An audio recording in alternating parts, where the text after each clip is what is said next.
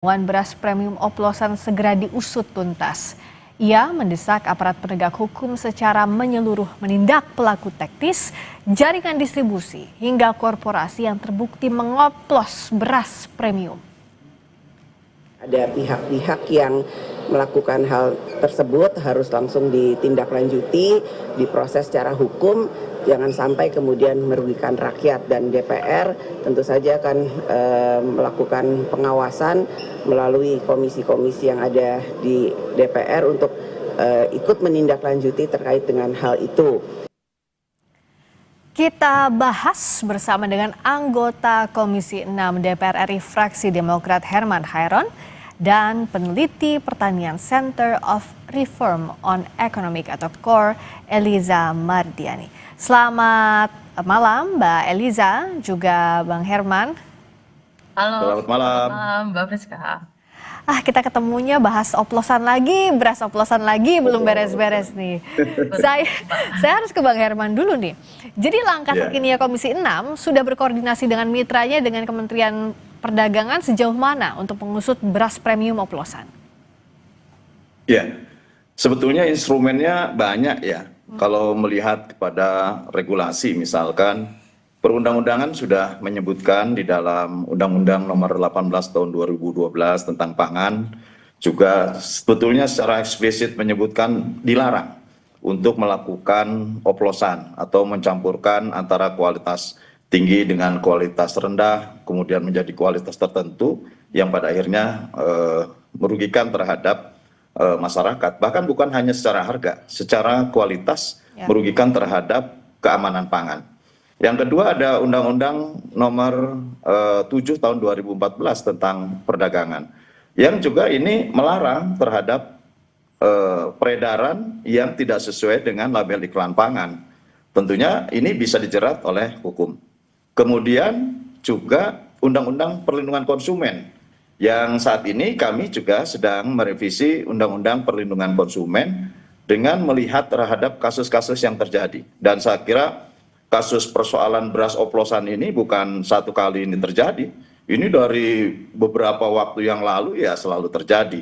Karena ini adalah komoditas yang setiap hari dikonsumsi, dan pada momentum-momentum tertentu, dikala kemudian suplai kurang memadai, kemudian harga meningkat tinggi, biasanya mereka untuk mengejar market mengoplos terhadap beras yang berkualitas tinggi dengan kualitas rendah, kemudian menurunkan pada kualitas tertentu. Nah ini tentu tidak boleh gitu ya, baik ditinjau dari sisi peraturan perundangan manapun tidak diperbolehkan dan dapat dijerat secara hukum. Nah, Bang Oleh Herman, karenanya, oke, saya tanya dulu, ini kan 212 merek bahkan kan?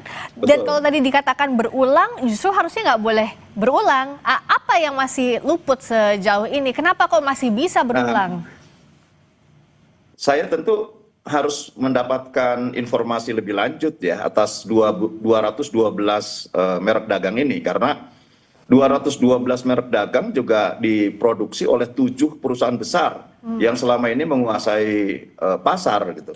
Nah kalau 212 merek dagang dengan 7 perusahaan besar, tentu ini harus dijelaskan kepada publik, dan bahkan saya setuju Ketua DPR untuk melakukan penyelidikan dan penelusuran secara menyeluruh.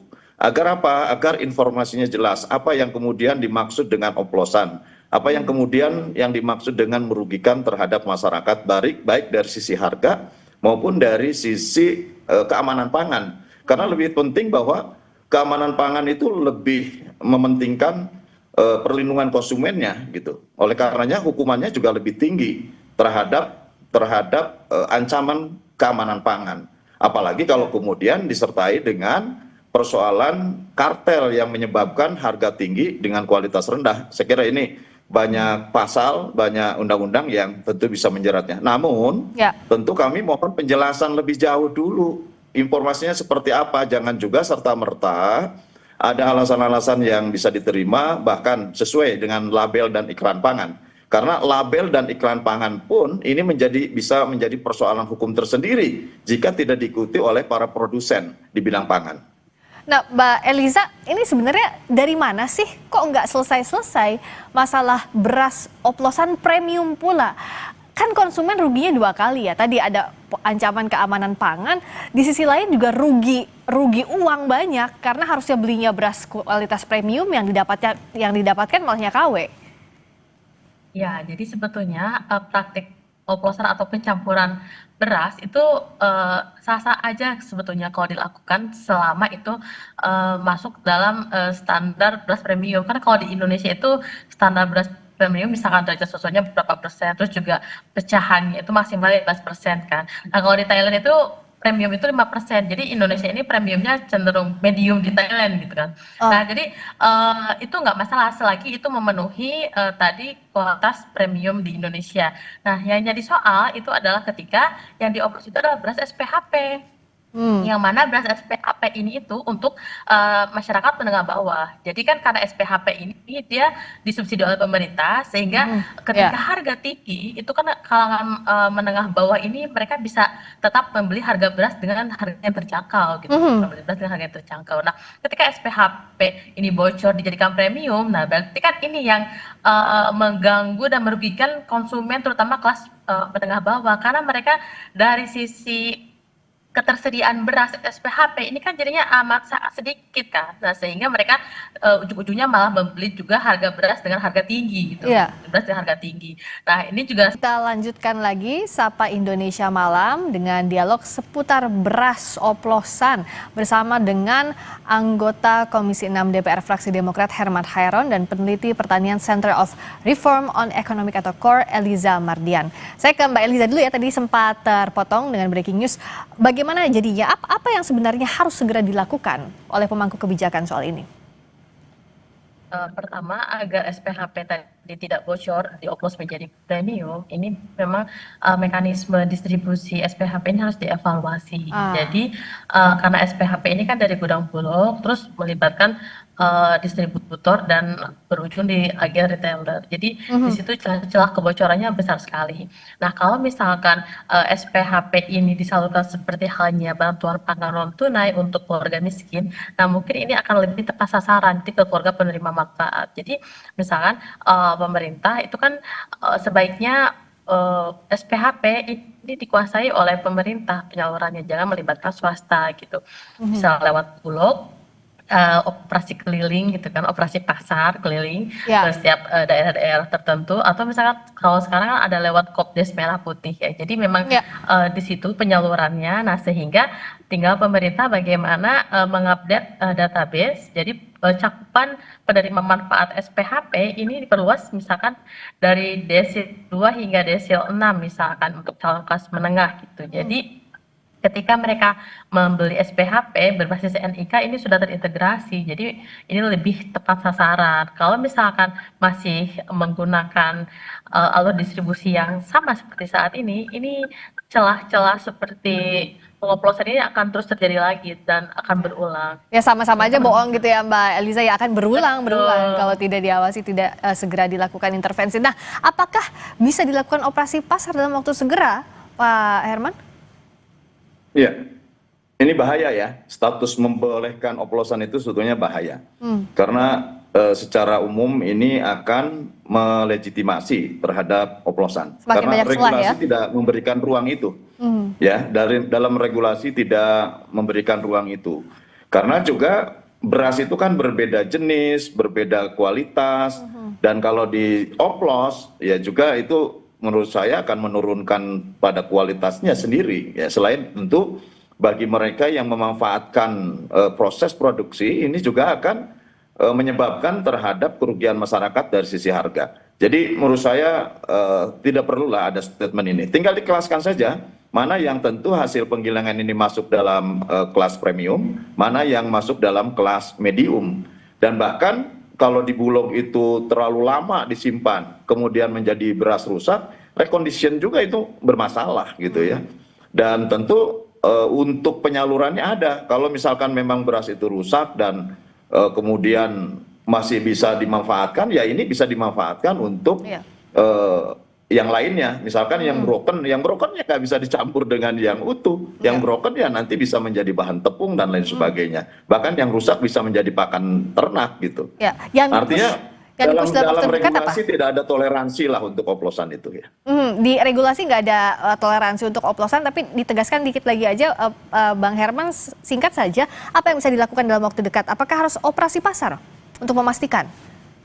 Operasi pasar kan dilakukan untuk penetrasi harga, ya supaya harga tidak kemudian melambung tinggi dan membuat masyarakat menurun daya beli terhadap pangan yang setiap hari memang harus dibeli dan dikonsumsi. Nah, oleh karenanya kalau memang ini pangan menjadi komoditas utama, semestinya juga tidak diserahkan kepada pasar. Dulu ada yang namanya raskin atau rasta ya, beras untuk rakyat yang membutuhkan di bawah garis kelas menengah ke bawah, ini ada gitu. Dan semestinya ini juga ada karena ini sebagai instrumen penetrasi pasar. Kalau sekarang itu ada BPNT, ada operasi pasar. Operasi pasar tidak mampu untuk bisa melakukan penetrasi terhadap kenaikan harga yang meluas.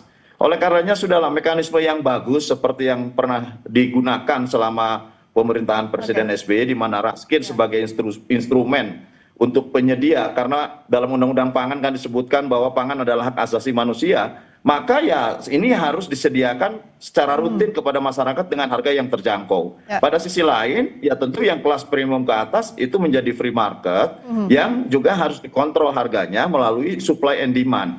Ini yang menurut saya ya harus dijaga oleh kebijakan. Tetapi sekali lagi jangan memberikan ruang bahwa oplosan itu boleh dan dilegitimasi oleh sebuah peraturan teknis. Ini bahaya karena pasti yang akan terjadi adalah pelanggaran-pelanggaran terhadap baik itu terhadap harga maupun terhadap kualitas. Kalau begitu harus di-push, siapa yang berani main-main harus tegas regulasinya, jangan sampai sulit sekali jadi warga negara Indonesia. Beras aja harus dioplos. Dalam sistem pengawasan kami sebetulnya sudah berlapis ya. Ada di Kementerian Perdagangan, misalkan Perlindungan Konsumen dan Tata Niaga. Kami juga ada badan lembaga, yaitu Badan Perlindungan Konsumen Nasional, ada BPKN. Jadi sebetulnya lembaga ini sudah cukup memberikan kekuatan untuk bisa melakukan pengawasan terhadap pelaksanaan undang-undang, baik undang-undang pangan maupun undang-undang perdagangan dan undang-undang perlindungan konsumen. Tetapi yakinlah bahwa kami sedang menyusun dan kami akan lebih memberikan ketegasan kembali di dalam regulasi terhadap para pelaku yang melanggar hukum di bidang pangan. Ya, ditunggu ketegasannya, jangan sampai beras aja harus dioplos. Padahal ini jadi bahan makanan sehari-harinya warga negara Indonesia. Terima kasih banyak Bang Herman Hairon, anggota Komisi 6 DPR Fraksi Demokrat. Terima kasih juga peneliti pertanian dari KOR, Eliza Mardian. Terima kasih Mbak Eliza, terima kasih Bang Herman, selamat malam. Terima kasih.